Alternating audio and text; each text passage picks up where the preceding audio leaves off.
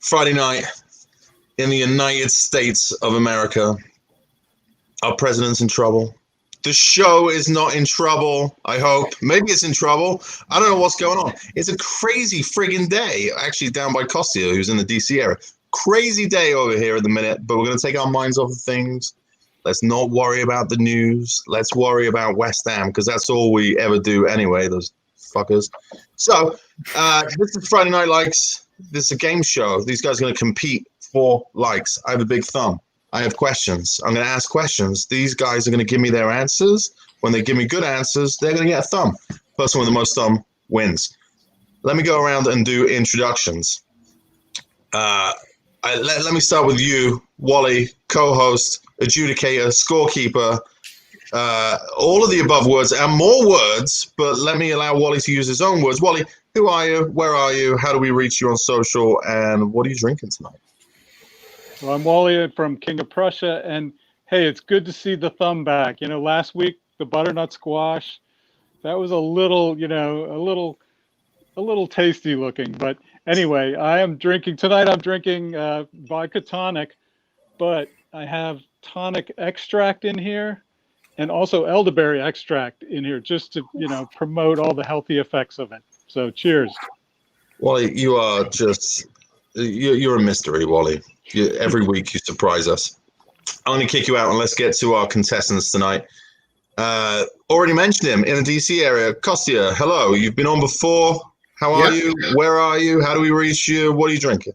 I actually satirically put my Friday Night Likes record in my Twitter bio. I'm 1-1. Famously lost to Katie from Philly. I'm drinking water because I'm parched. And I only have a little bit of gin left. And I'm going to drink that after I lose to one of these phenomenally talented gentlemen that I'm here with. But DC is great. COVID free. Everyone I know is COVID free. So we're doing well over here. Yep. Good for you. And hydration is fine. It's a good thing. Tom. Hi. I'll put all the same questions to you. Who are you? Where are you? How do we reach you? What are you drinking? My name's Tom Atherton. I'm pretty sure you've seen me on here before and other West Ham YouTube sites, naming no name specifically. How much chat with Charlie doing our watch-alongs and stuff like that at the minute. My Twitter handle is in the bio, but most of the people in the chat follow me over there anyway. I am drinking just from the famed jug at this point. It's just juice. Too late to be drinking this time of night. It's way past my bedtime. And I'd also like to say, gladly, Costia has managed to accept that he will lose eventually to one of us tonight. So. Probably, but I don't think both. Just one. I'm joking. But no, it's good to finally be on. It's the only game show I think I haven't done before. So I'm a newbie in terms of Friday Night Likes. So well, here you go. Best of luck to you. I'm sure you'll be fine. Now, the man who needs no introduction, champ. Who are you? Where are you? Reigning champion of Friday Night Likes, Charlie Walsh. Charlie Walsh, living legend. I've got some water, hydration. I like everyone's got the healthy stuff today. Everyone's taking it very seriously. It's good to see. You were saying that the show's not in trouble, but I tell you what, I might be, because you've put me up against two significant contenders. At least that would be the case, John, if I wasn't already the goddamn champ. Okay. Now, if someone manages to beat me this season, that's fine. They probably deserve to go on and win, and I hope they do. But unfortunately, big man coming through with big questions. Have I looked at the questions? I do it on the night, mate. I do it on the night. No worries. Let's go. Come on, John. Actually, but thank you for having me back. It's good to see you back. I like the thumb. I enjoyed the button up, though, to be fair. Don't ruin it with sincerity at the end. That was nice and ballsy. We liked it. So, yeah, good stuff. I'm John Nolan. There's my Twitter handle. New one, by the way, everyone. New one. Changed it. Yeah, nice. I'm drinking a home brew. It's a smash pale ale with sterling hops. It's fantastic. You should have some from. I can sense the hop from all the way over here. It's got a nice golden tinge to it. It is. You're not getting a like for that, even if you're trying. Anyway, let's get into it. First question. Everton match. Let's talk about it. It was a bit of a shit show. Who was our best player and why? Give me a good reason why anybody should be called the best player. Let's start on the bottom left. Tom. Who was the best player? For me, I think you could probably name any one of the 7 people sat on the substitute bench. Let's go with Jared Bowen, simply because he didn't partake in the game. And that is the reason why he was the best player on the pitch, because every single person that played the other night sucked absolute balls. They were crap. And thankfully, every 7 members of those people on the bench who didn't get to come off the bench, they were spared. Therefore, that made them, for me, the best player of the night. I like the preserving their dignity by being on the bench. That's a nice line of attack, Tom. I enjoy that. Costia. Well, I like Tom's answer. It's witty, but a bench player isn't actually a player if they don't get on the pitch. So I'm going to choose someone who is on the pitch. But when Tim sent me this question, I did a double take, and I was like, surely he means who was the worst player, because every single one of them was terrible. And so by default, I'm giving it to Robert Snodgrass because he scored a nice goal. That's fair enough. I think that makes some sense. Charlie, where are we looking on this one? So again, I like both answers. I think they're both good answers. And originally my answer was going to be Nathan Trott, because he was the one who didn't concede. Clean sheets, always a good thing for a young goalkeeper. You've got to build your confidence, everything else. No, but the answer is clearly Declan Rice, because I don't see, if Chelsea really think he's a centre-back, he was going to get anywhere near that team after that performance. Let's be real about it. He's not only proved that he's not a centre-back for Chelsea, but he's also proved that he's not a centre-back for West Ham. He's put that agenda in the board's mind. He's going to go back to defensive midfield where he belongs. And it's just, sometimes you got to play the double bluff. Yeah, let's hope that put Chelsea off after that performance. Of another performance, not of note whatsoever, but one coming back from injury was Mark Noble. So does he start in the league now that he's eased his way into the cup team? Is it a way of getting him back into the starting 11 in the league positions? And should he start in the league? Costia?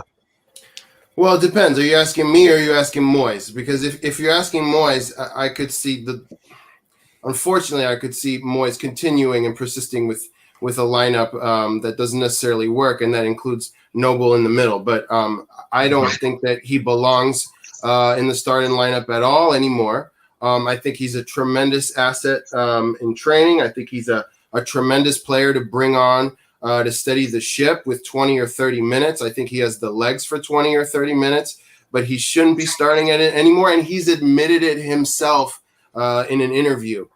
So I think if the man's told you himself, that answers the question. That's a good point. I'll give you another thumb on that one, Charlie.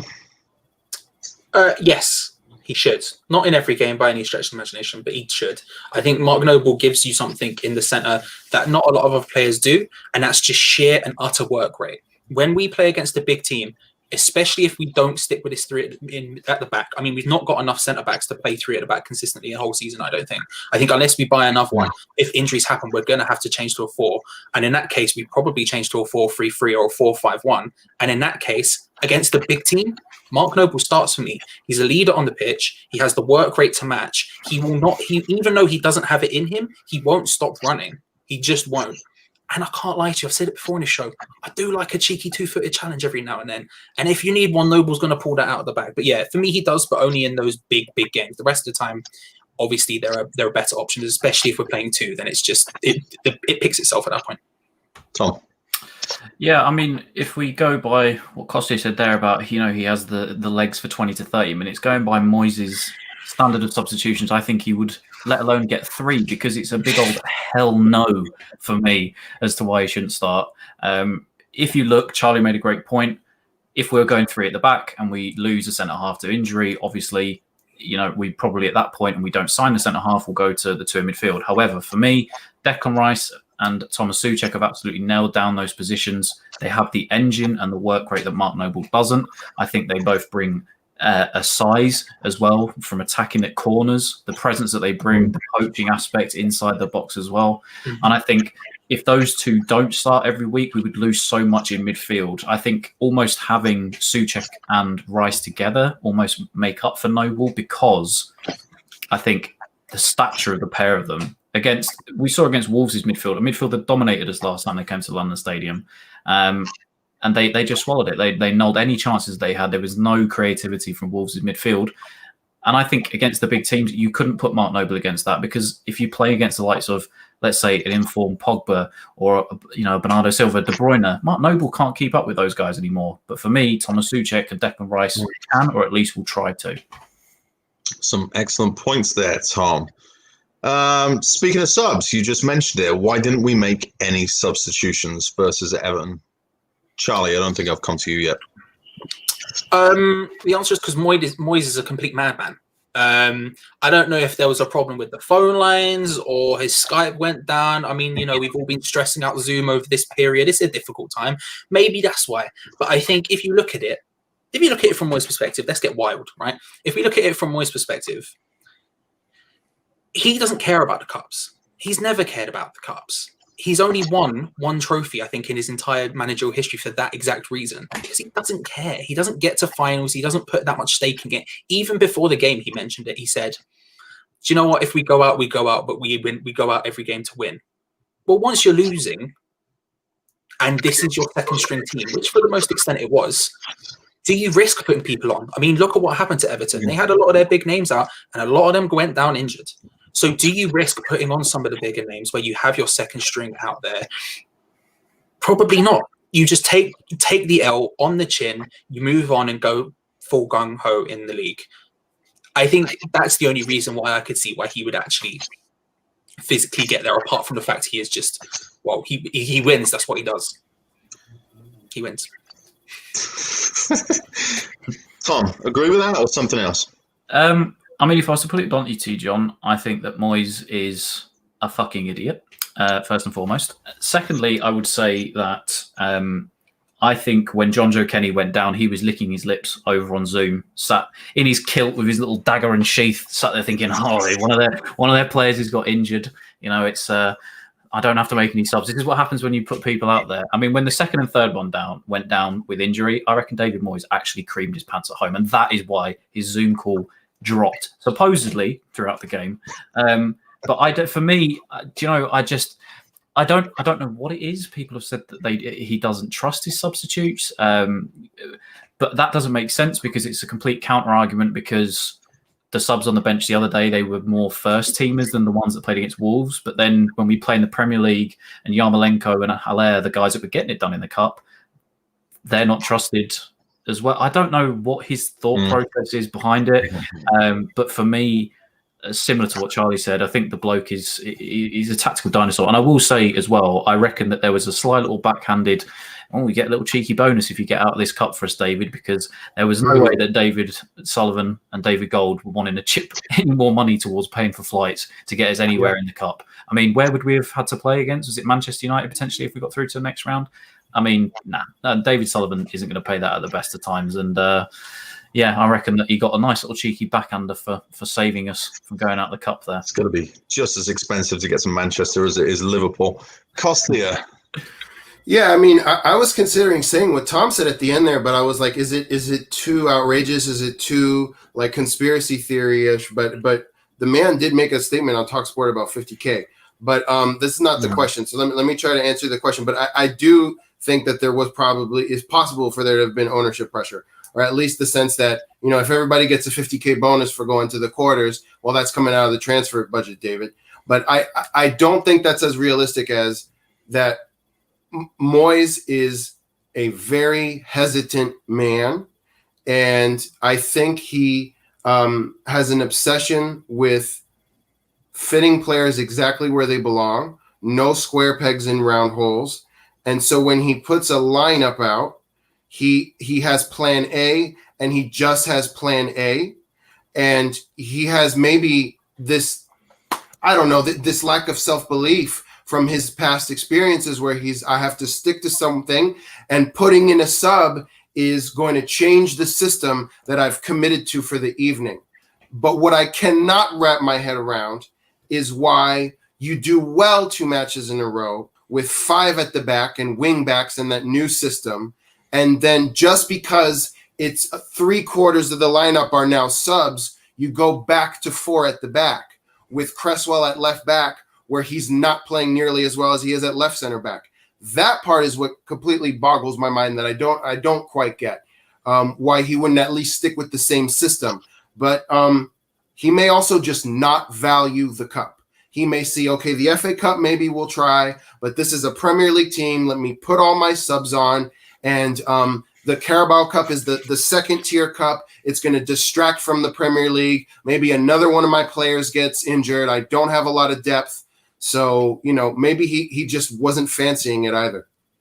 Yeah, I think there's, maybe something points towards what Charlie was saying with being conservative around what players you have, why he didn't continue with that kind of three at the back, because suddenly you've got a shift. You've got to make up. Diop's not there anymore. You got to figure out whether to risk Johnson and Masuaku and Cresswell. But some good points all around there and good discussion. I still don't know why he doesn't make decisions earlier. I can understand it in the Arsenal match when we were playing very, very well, and you don't want to change it at that time. But it seems to be a pretty consistent thing that he just doesn't change it up. And he's called Differing Dave for his entire career for a reason, and that's because that's all he's ever done. He's just slow as F. And the worst thing is, you would dare to mention to the people that really support Moyes that Eddie Nketiah, who was a substitute, actually came off the bench and won the game for Arsenal the other day, because that's what substitutes are for. They're impact players that can change the game, and Eddie Nketiah did that for Arsenal. But it's not good enough for David Moyes for some reason. I don't know why. Well, if only we had impact players, then maybe he'd consider it. But I don't know if we have anybody that is under that definition. Anyway, Moyes isn't there. He's not on the sideline. He is sometimes on Zoom. And some fans have credited Irvine with the victory against Wolves. So should Irvine also be blamed for the Everton result as well? Let's go back to Tom. I think we're back to the top of the order. Tom. John, I'm going to appeal to your comedic side here, right? And I want to jog your memory of a certain show based in Craggy Island, at the old parochial house, and Father Ted Crilly, the lookalike himself. And I will take you back to a specific moment in that where he played in the over 80s league against that fast Italian striker. Classic episode. Now, Father Ted was, of course, we could say Alan Irvine, credited for winning the match, but also at the end it was found that he had fake hands, so therefore he was discredited for the win. So, in my opinion, if we are to therefore react positively to the way that he lined up against Wolves, Alan Irvine, we should also react poorly to what happened in the Everton match as well. Therefore, Father Ted Crilly himself has to be responsible. On a serious level, though. On a serious level, though, don't make me laugh, John. I thought, obviously, Moyes is in control of absolutely everything that happens, whether it be down to the tactics of the substitutes. You could see Stuart Pearce, West Ham Clips did an absolutely unbelievable thing saying on Twitter, David, he is dead. Like, we have to make a substitute, the phone line cut. He's in control of absolutely everything that happens. Mm-hmm.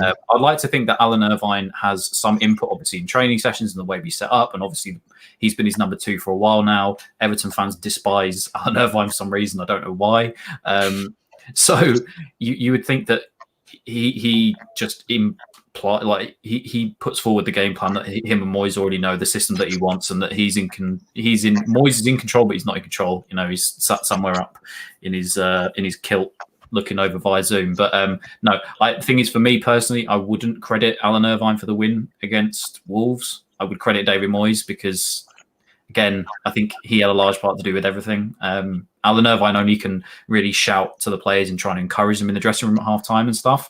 But clearly, whatever message that he tried to put out at half-time at Everton just went in through one ear and out the other. Similar to what happened on that episode with the old boys on the Father Ted's.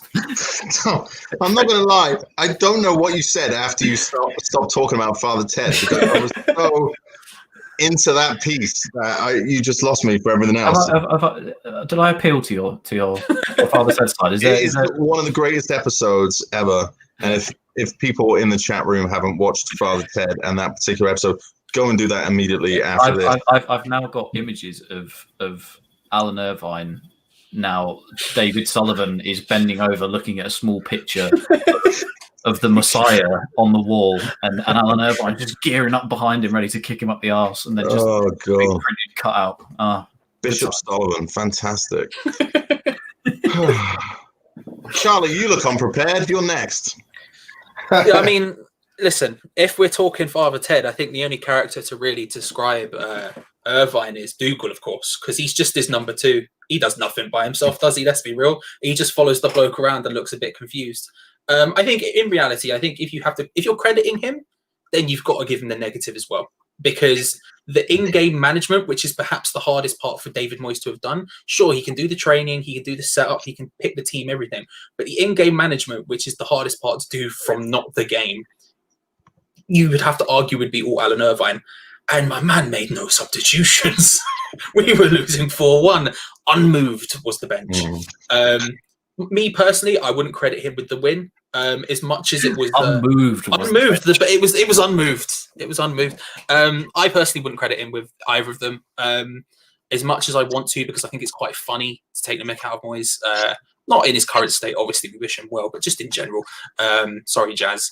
But yeah, I don't think he deserves credit or knocking for either of them. I think there's only one guy in charge. In the same way that you can knock certain managers at West Ham for a lot of things, but there's only one person in charge of the horrendousness of West Ham United, and that's David Sullivan. Look at the top, not at the bottom, in my opinion. Costia, I doubt very much you've been submerged in Father Ted culture, so I'm not going to hold that against you. Yeah, thank you for that, because I it rings a bell maybe, but I really haven't got a clue. You should watch it. It's good. But I do have a British reference that may or may not make you laugh. But to me, Alan Irvine reminds me rather. Talk about practice. Yeah, that's exactly it. We are talking about practice because that's what he's in charge of. But he reminds me of caretaker Filch from Harry Potter. He's a strict disciplinarian. Okay, he's very valuable, but nobody actually thinks he's running Hogwarts. He's not making any decisions. Okay, so he's got that presence. I think he's scary. I think they listen to him. Hold on. I have no idea who the fuck that is. Charlie, you seem very interested in that. Should I give him a thumb for all this? Oh, yeah, definitely. That's a banger. Yeah, keep going. The actor or in the books, either one of the versions work. But let me get to the reality of it is I would give him credit if this was 1920 and Moyes had the Spanish flu and there was no way for him to deliver a message of substitutions to the pitch. But now when you have the technology, obviously Irvine doesn't get credit for the win or the loss. And I think that if Irvine was in charge, Irvine would have made substitutions. And I think he's probably on the bench sweating, wishing he could make a sub. And Dave's in his ear like, don't bother, don't do it. So, I don't think he has any power whatsoever. I would argue that that he is David Moyes 2.0. It is literally just like you've told, like, if somebody has got a picture of David Moyes and they've said, can I copy your homework? And then you get Alan Irvine. And I think that they're both from the same, they're cut from the same cloth. Yeah, they're just, I don't see Alan Irvine, fair play to Charlie. He does remind me of Dougal because he just sits there clueless. He does look lost on the sideline sometimes. So I don't think that he would make any substitutions because he looks as dithering as Dave does. I mean, you would probably get like that if you had to spend the majority of your career standing behind that man. Yeah, well, didn't he relegate West Brom? Or am I making that up? Don't know. Wasn't Alan Irvine at West Brom when they were relegated? Maybe. What I would ask John, though, to give the show back to John, is John, if Moyes is Father Ted and Irvine is Dougal, then who's Father Jack in this equation? It's got to be Stuart Pearce. It's got to be Stuart Pearce. I don't know. I mean, you've got the anger. Although Kevin Nolan's a good shout for Father Jack as well. Just shouting feck ass biscuits. Yeah, angry. But it's who's Mrs. Doyle running around making sure that everyone has a cup of tea? Well, it ain't fucking Karen Brady, I'll tell you that much. She's too busy running around setting fire to everything over that place. But good round, everybody. Let me segue into the last question before halftime, and people in the chat room, feel free to join in because this one will reveal character. Big cats are awesome. They're just really great. But lions and tigers get all the press. I can't even believe I'm asking this question. Which is the most underrated big cat and why? You must have a favorite that isn't a lion or a tiger. Talk to me, Costia. Well, I'm going to go with the one that we say differently. So you say Jaguar, I say Jaguar, okay? And I'm going to go with the Jaguar because it's the most masculine, manly one. It has a bite force of 200 pounds per square inch, which is stronger than any big cat that there is. Also, we think of roaring as masculine. Jaguars can roar, but they cannot purr, okay? They have a coat that is both luxurious and like camouflage, okay? They sometimes gang up on humans in India, and they're absolutely enormous. And there are black ones as well, which look really cool. They look cool. I mean, it's a great. Can we just go back to luxurious? What is it? Luxurious and what? Camouflage. It's both. It both has like a luxury brand look to it, but it also has that camouflage factor as well. So it's both expensive and masculine. What the fuck? What black animal do you know is camouflage from anything? No. I'm talking about the spotted beige and brown ones. The night. Oh, I'm sorry. I got my Jaguars mixed up. Charlie. Yeah, you're clearly thinking of the Jaguar car. That's what you were thinking of there. There's many options. The Jaguar cars, they're so good they've been named cars after them. If you want to go with football references, you could maybe say Puma. Puma is a great cat, also good kit manufacturer, made some solid kits of late. I was thinking Leopard, but we all know not to be trusted because they don't change their spots, so it's not to be trusted. So if we're really talking the best cat, the biggest cat, that's what I want. And John, I'm hoping to God you will get this reference. We're talking Cat Slater from EastEnders, who is, of course, the biggest and best cat. Now, let me break this down for you, okay? You're talking big cats. You're talking best cats, okay? Cat Slater has had many great storylines in the most historic, and I would dare say the best soap in England, okay? She has both owned and lost and worked behind and got drunk and thrown out of the Queen Vic pub. She has been married to Alfie for decades. A marriage, by the way, which was so legendary, a relationship that was so legendary, they ran a whole longing storyline about if she was cheating on him or not. Okay? She's such a legendary character that when they did the EastEnders podcast, she was the first person that they did an episode on, Cat Slater. Such a legendary character. Such a legendary character that her and Alfie had their own spin-off show called Cat and Alfie Redwater. Didn't watch it, but I'm sure it was great. Oh my god. So legendary. Have another one. Look, let's just break it. Look. When you think cats, you think Cat Slater. You think, I'm a total slag. You think, I am your mother. You also think, legendarily, the Leopard Prince Hop, which is also another cat. That's true. I gotta stop you. I can't laugh anymore. Tom, be not funny. Go. Well, yeah, you've saved me till last, and I was going to take you back to 18-year-old Tom here at this point.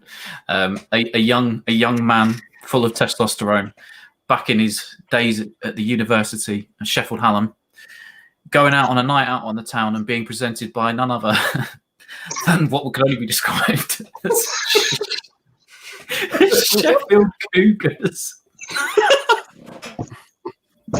Now, oh my god. Now, let me tell you about the cougar. They are vicious, okay? They are predatory, okay?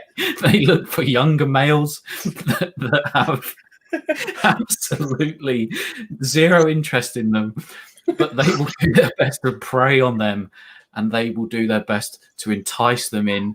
And when they are drunk enough, the cougar will strike. And there is nothing that can stand between a cougar and its prey when she has her eyes locked in on that cougar.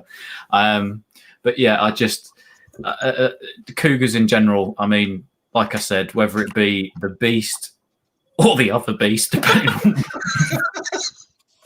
depending on what type of woman is out on a night out. But I tell you what, if you go on a night out in Sheffield, there are some big old cougars out there, and they will do their best to get you. For fuck's sake! I knew I shouldn't have been literal with my answer. Gee. Oh my god! Wally, talk to me about your cat, Wally. Well, I don't want to get into the whole pussy cop topic. I can't handle pussy. So. That's very on the nose. Anyway, I'll go to the likes. We have boy, Tom and Charlie came on strong there with Cougars and Cat somebody or other. Cat Slater, Wally, please give her the credit Cat she deserves. Slater. Okay.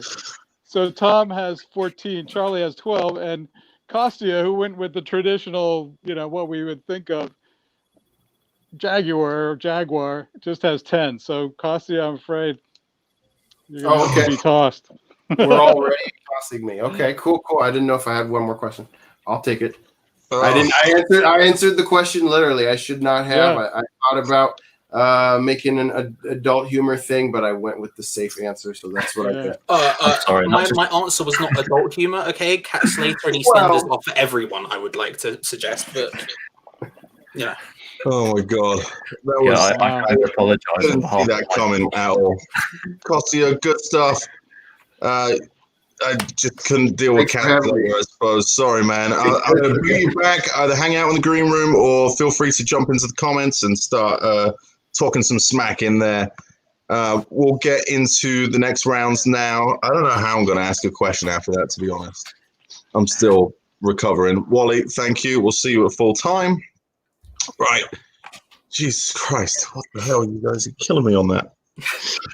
Can I just say that was the only answer I was in the bathroom, right, just before we came up. I was getting water and I was like, Cat Slater. That is the only thing. Everything else, I've got no idea what I'm about to say, but that one was the one where I was like, Cat Slater. And like I said, 3 years in Sheffield, do you get used to them? That is one of the most ridiculous answers I've ever had, and I love every second of it. Right. How do I even go back to normal after that? So it looks like we've signed another check in Kufal, or I believe it may be pronounced Kufal. I have no idea. I have absolutely no idea. But anyway, so good signing. Why or why not? Charlie? To be honest with you, I'm relatively undecided because I don't know him. Like, I don't know anything of him. I didn't even know he existed until about 2 days ago, if I'm being honest. But if I were to pick a side for the sake of argument, I would say that he is a good signing. I think his age puts him in an experience bracket, and he's had huge experience in European leagues as well as like European competition. Not just like we often look at the Czech league or places like that as like a lesser league to the Premier League, whereas in reality, Thomas Souček proves that just isn't the case because he's been an absolute revelation since he joined. But also, we get knocked out of European competition wherever we're in it from some random team from some random country, right? He's had experience at the top leagues. He's had experience in the top divisions. And what I would say is our right back options aren't great. As much as I want to give Ben Johnson the benefit of the doubt, and I like him as a player, and I think, do you know what? I want to see him given the opportunities, because when players make mistakes when they're young, you just have to put up with that to eventually get to the good bit. But I haven't been super impressed by him. He's looked a bit shaky at times. And equally, I know Wally, I can see him at the bottom of the screen. I'm sorry, Wally, for what I'm about to say. I apologize. Please forgive me, my friend. Outside of this season, Ryan Fredericks has been far from convincing as well. And I tend to try and judge players rather on what have you done for me lately and more over their entire time with West Ham United or further on beyond that. So in that case, he's not the one for me either. So to have a big name, to have a big sort of experienced player, he's at the right age at 28, where he knows what he's doing, the sort of guy you can put in and just trust. I think it's a good signing. If I was to put one way or the other, but reality, I'm not sure yet. But also just a good price. Just a good price, isn't it? Tom, agree? Yeah, well, thankfully, I actually did get to watch him twice last year in the Champions League group stages against Inter. My flatmate was a massive Inter fan, so I did get to watch him a couple of times. And I will say Slavia Prague, I think they drew the first game at Inter. And then I think Inter won the second game of the group stage. But that Slavia Prague team put in a hell of a performance in every game that they played. They made it tougher in a group that had Barcelona, Dortmund, Inter and themselves. And the good thing for us is that Kufal is of the exact same mindset as Thomas Souček. This guy covers, I think I've had a look, he covers between 12 to 13K a game, which for us, having that ability with just someone that will run around non-stop back and forth is always good for us. Somebody with another engine that will give his heart and everything. The last big Czech Republican right back that we saw at this club was obviously Thomas Repka. And we all know how that turned out as being a fan favourite. They're a bit mad as a nation. They don't mind going in for the rash challenges. They always wear their heart in their sleeves and they always give 110%. Some of our greatest club heroes have been Czech players, Ludek as well. So for me, Fredericks, I had a look as well earlier, has created the joint third most chances in the league this season. He's on 9 with Kevin De Bruyne and somebody else. Whilst he has been a revelation for us this season, unfortunately for Fredericks, it's always, again, I can't see Wally because I don't have the controls, but it's very far and few between. And those injuries are really starting to hamper him when he seems to be gaining any momentum. So for me, I really wanted Fredericks to do well. I said it last year on a podcast, I think that Charlie was on. I said that for me, there is a player there in Fredericks. But if we're talking for the immediate future, somebody that is going to stay fit and healthy, that adds the running and the intensity that we sometimes need in that back four, and obviously he's got his running mate now in Souček. I think it's for the price it is, and for the way that the deal is structured as well. I think it's a win-win for us as a club that we get somebody experienced in that position. So yeah, I'm really happy with the signing. That's good. I'm looking forward to seeing him, and I think he may even. There's a good chance that he may even start this Sunday, to be honest. What does he need to do to be successful at the club, Tom? I mean, if he follows in his last predecessor, Thomas Repka's shoes, gets sent off in the first 25 minutes of a game by two-footing someone. No, I think to be successful, I think it will be made easy for him because he has Thomas Souček there.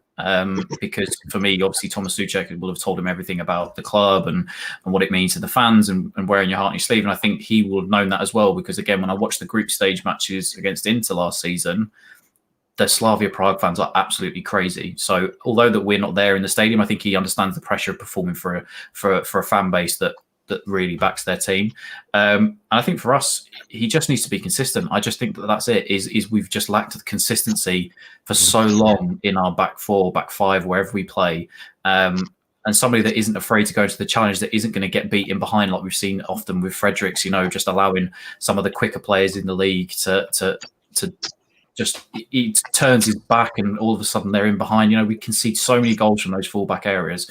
And finally, we've got somebody with Champions League, Europa League experience that should hopefully fit in nicely into that team now. And if he can add a few goals and assists along the way, so be it. And it'll be great for us. But I'm really looking forward to seeing somebody, by all accounts, that is exactly similar mold to Repka, who just does not mind getting stuck into a challenge and will leave it all out there on the pitch for us. And I think if we're some of us have said we're inclined to not have the likes of Mark Noble and stuff playing going forward. If it can add another leadership presence on the team, somebody that will shout to his defenders if they're not doing it as well, I think it's a win-win for us again. Yeah, I agree with that. Charlie? Yeah, just not be bad. Good moves, everyone. I think the truth is we have very low expectations of our fullbacks, because we've had so many bad ones for such a long time that almost not beat Guy Demel like that. Listen, Guy Demel was the last one I was thinking of. He's a legend, and I will not have anyone say anything else. It's just a case of just be sort of vaguely reliable. I think we've been so bad for so long that if you just get a guy who's in there who won't mess it up all of the time, won't get too far forward, don't stay too far back, just sort of knows what their role should be inherently, like Zabaleta did. Even though Zabaleta's legs were gone, he still had the inherent knowledge of what he was meant to be doing on the pitch, and that sort of made up somewhat for his lack of pace. Then that's what we need. We need a guy who's able to sort of deliver at the front end of the pitch with, say, a decent cross or getting involved in the play, but not in a too heavy-handed way, not being I don't know, I'm not expecting him to come in and be like Leighton Baines prime Everton. I'm expecting him to come in and be Seamus Coleman 2 years later, where you're like, oh, he's a good right back. He's a solid guy. That's what we need. We need a solid presence who can sort of inherently follow the play around. Doesn't have to sort of doesn't have to make those blistering recovery runs that Ryan Fredericks does, and doesn't have to learn on the job like Ben Johnson does. Just a guy who can come in, be solid, be reliable. And like Tom said, if he's got a bit of leadership quality as well, then that's all good. And also, just be friends with Thomas Souček, please, because I quite like to keep him for as long as possible. So just, get a budding romance going. I saw the picture where they were like punching each other yesterday. This is what I want. I want to see him stay for a long time. And I don't know what the Czech language is like, but speak to him in it. You know what I mean? Just really keep Thomas Souček at the club, please. Can I just quickly interject? I've just seen Dean Marsh in the comments who said, hi Dean, first of all, who said, remember when Sebastian Schemmel came into our defence? Can we not mention Sebastian Schemmel, because I have had it up to here with that man. I went to the old Chapel Heath training ground 3 times, and all 3 times he sat in his car on his car phone. And if anybody who's been to the training ground and tried to meet the players back in that era, Sebastian Schemmel, I'm looking at you. Every fucking time you sat on your car phone and didn't take a picture with me. I'm sorry, I just had to get that out. He brings this up a lot, John. I can't lie to you. I've heard this story. Like how dated it is with a car phone. That's fantastic. He used to sit there and he'd just be like, one moment. I'm like, please. Picture with me. Just prepubescent Tom. Yeah. What a beautiful time.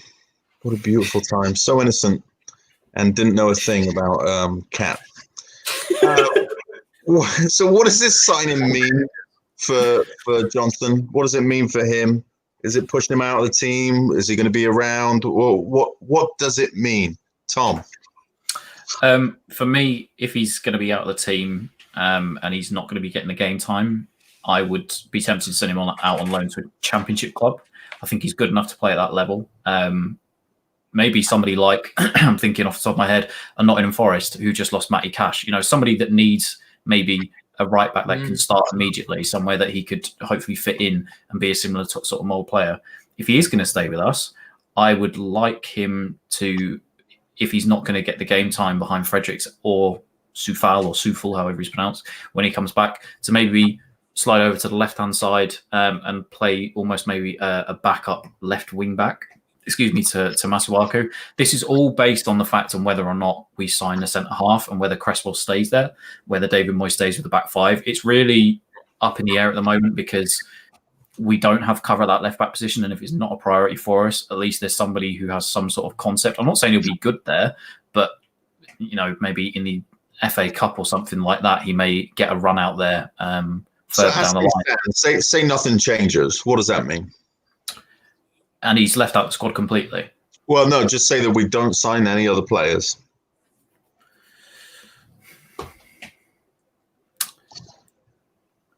I'd then be inclined, because I don't think, even though I've just said that, I don't think David Moyes will put him over to the left back. I really would look to loan him out straight away. If he does, for whatever reason, stay around, and Masuaku continues to be prime Roberto Carlos over at left back, then obviously he's not going to get in the team that way. So he's kind of, at the minute, I feel sorry for Johnson because it's a lose-lose.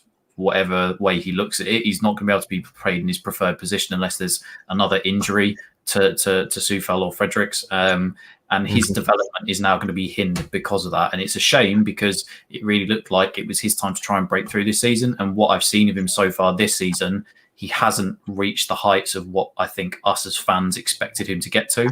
After Ngakia left, everybody was like, oh yeah, Ben Johnson. I think that was more out of people that hated Ngakia for leaving for Watford, and they almost expected him to get to the level of Ngakia. But I don't think he deserved that pressure straight away. It was slightly unfair on him. And like I said, I think he's in a lose-lose now for him, which is a shame, really. I don't think he deserves that. He looks green, which means he needs minutes, whether it's with us or with somebody else. Charlie, what does this mean for him? Well, the worst thing I will say, and it's something that's a bit unpopular amongst fans a lot of time, is definitely don't play him at left back. I think he had one good game at left back, and in reality, that was an excellent game.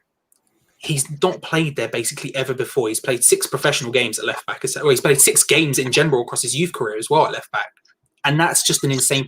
to put him at left wing back would really concern me. When he hasn't looked super comfortable at right back or right wing back this year, it would really concern me to put him at left wing back where we're arguably just as weak. Like Tom said, Masuaku's rocked up just like Fredericks has rocked up, but that form, as we all know, can go just as much as it can come. So I'm a bit concerned about the idea of putting him there in general because I hear it quite a lot and I'm like, please no.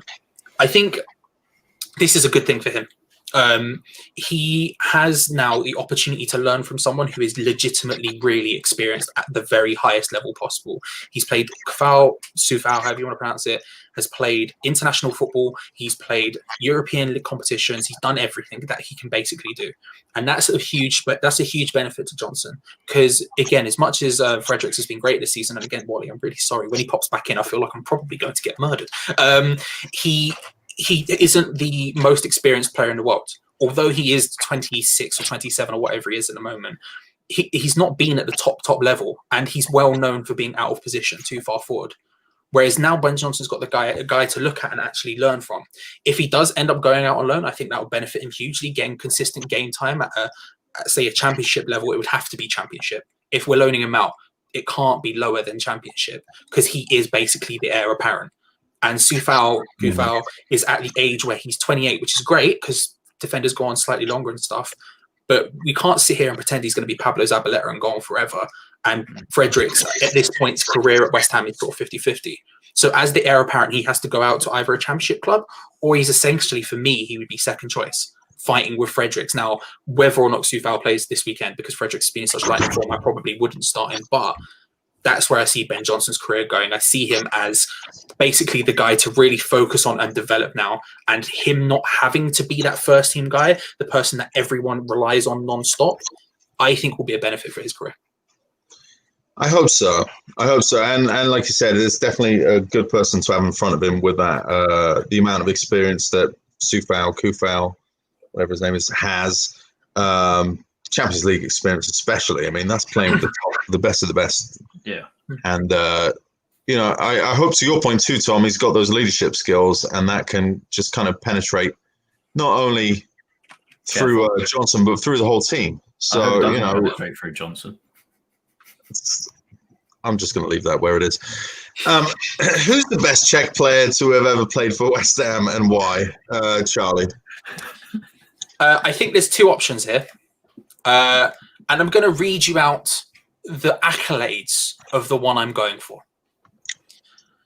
He's won the Czech First Division 4 times. He's won the Czech Cup 3 times. He's won the Coppa Italia with Fiorentina.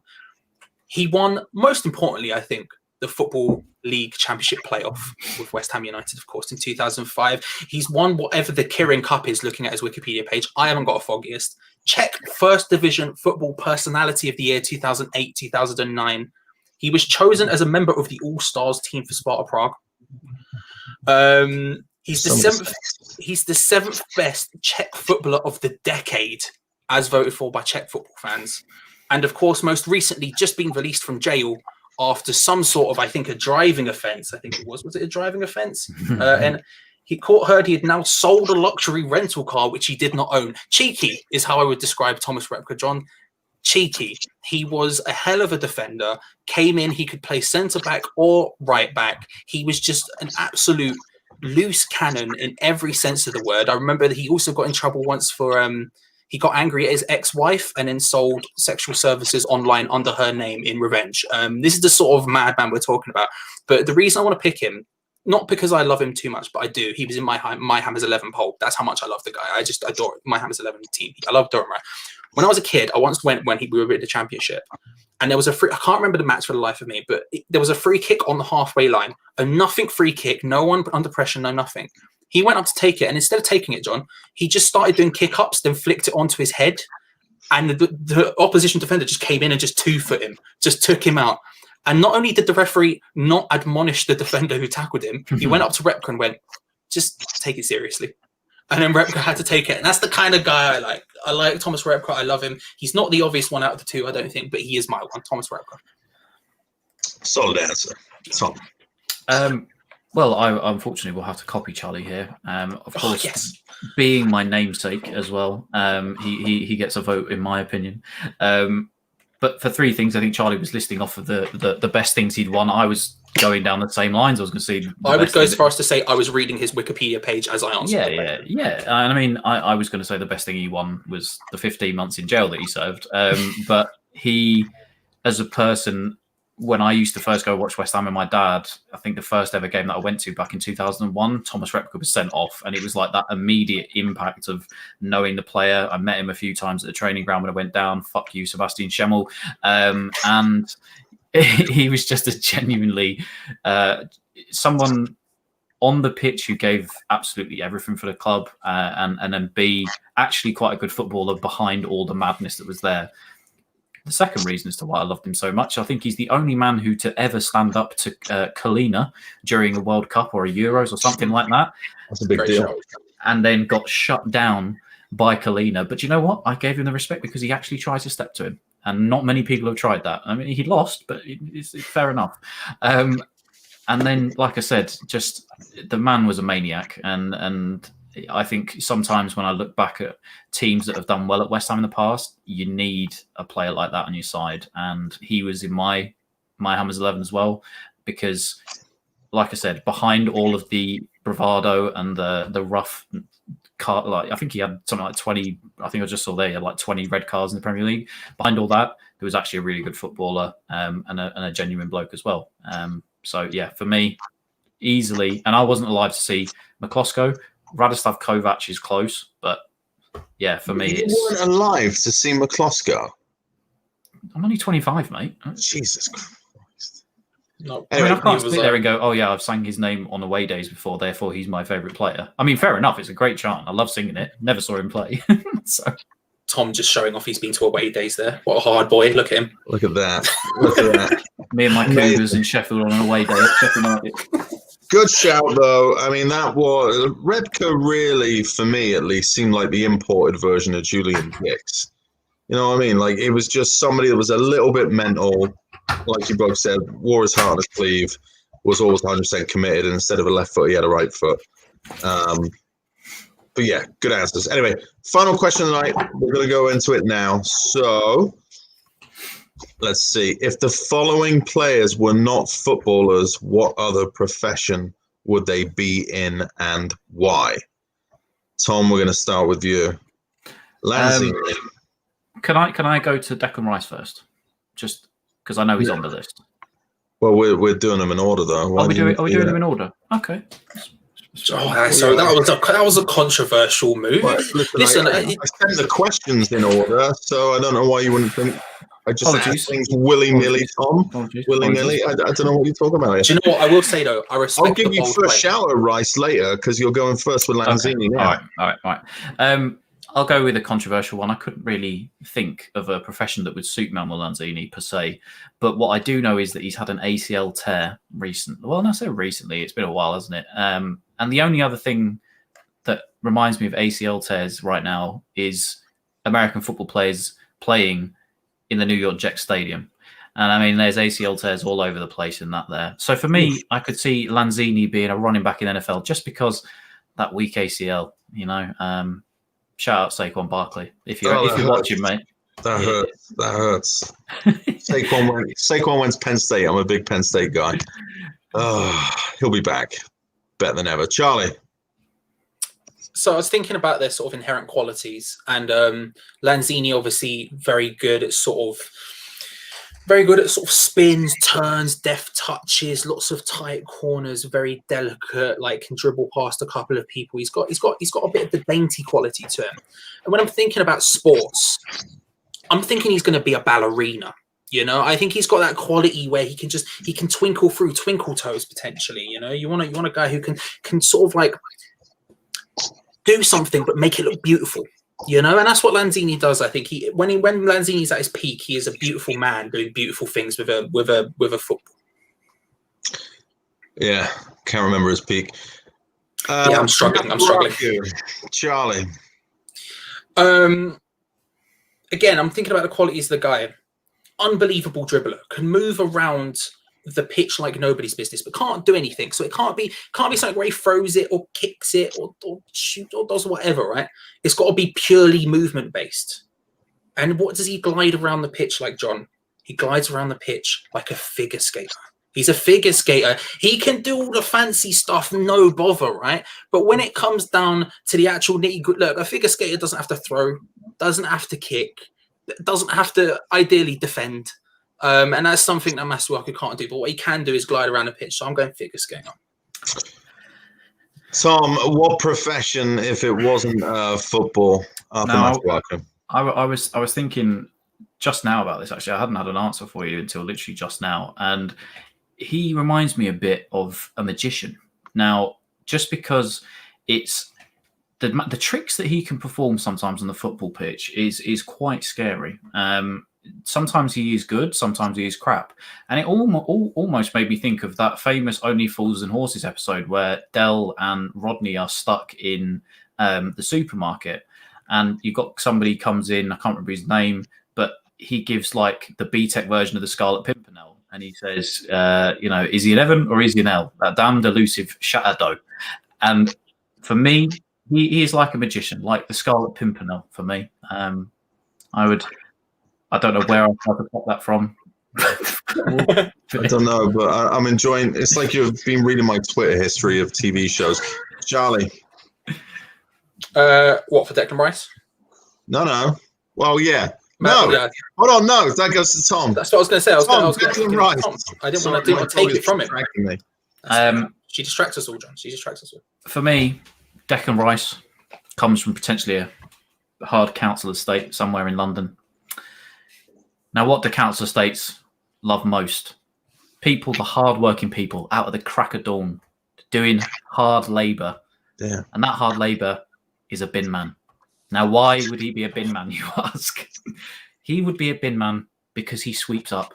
Okay, he is like he is the person that just goes around collecting everything, sweeping it up, no bother. He just goes about his business. He doesn't look for praise. He doesn't look for handouts. He's just a hard-working guy that just goes around sweeping everything up. So either a road sweeper or a bin man. I'll let you decide. I now just have pictures of Trigger in my head. I was about to say the exact same thing. I'm thinking a broom. I'm thinking everything. Also, Tim, no, I didn't get the memo that it changed. But that's fine because I've got the sports ready. What does Rice do for West Ham? He carries us. A lot like a bin man, a bin man or a street sweeper, the hard-working folks, right? He carries us. So clearly, he's an Olympic weightlifter. Because my man has been carrying about, however many pounds, 600, 700, 800, 900, 1,000 pounds of man on that football pitch for about 2.5 years now. And dear Lord, is he going to have to continue doing it if he stays at West Ham? Because not going so well. Final one of the night. Make it a good one. Thomas Souček, Charlie. John, I'm going to ask you a question. Do you know the sport extreme ironing? I do not, but please go on. So extreme ironing, John, it's the sport of carrying an ironing board and an ironing and some ideally laundry and rock climbing up to high awkward locations and then doing some ironing on the top in an extreme manner. Okay, it's a weird thing, but it's a niche sport. But when I think about Thomas Souček, I think about a guy who, like extreme ironing, is dangerously good in the air.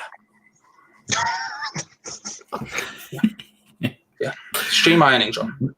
Now, I'm not saying it's getting in the Olympics anytime soon, but it is a sport. It is a sport, I promise. Now, I probably shouldn't have thought about this before I'd done this, knowing how you started laughing. I made myself laugh just thinking about the answer I'm about to give, so this is going to be horrendous potentially.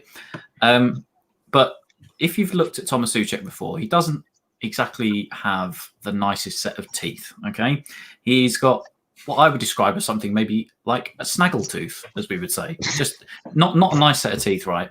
So for me, that's why I think he would be a perfect stunt double for Sloth from the Goonies.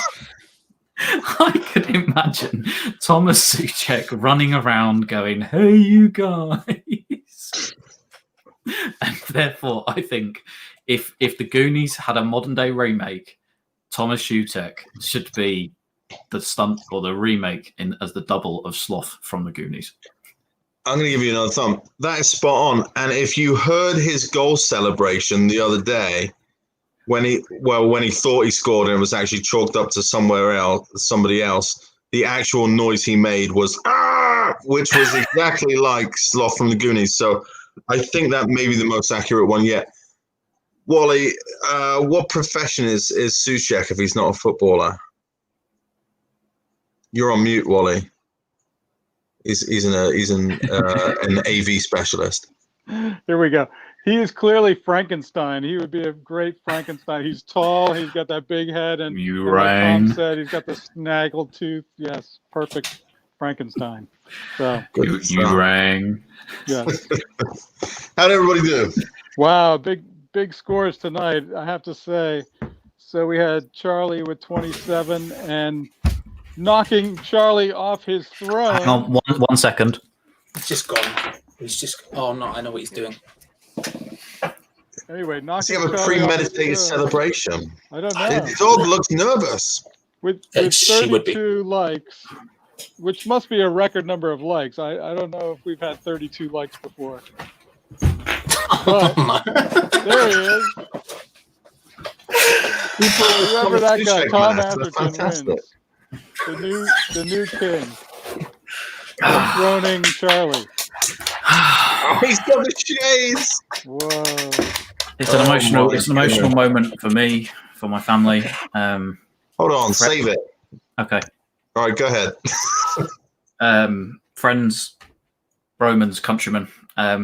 This is an honourable moment for me to knock out one of my best friends. It is a sad moment, but it's a happy one that I could come on here and dethrone the king, and to do it here with my Hammer Shots finalist as well. It was it's touched me in here, John. I'm proud tonight. I can go to bed a proud man. Tom, that's a hell of a performance. How many points did I get, by the way?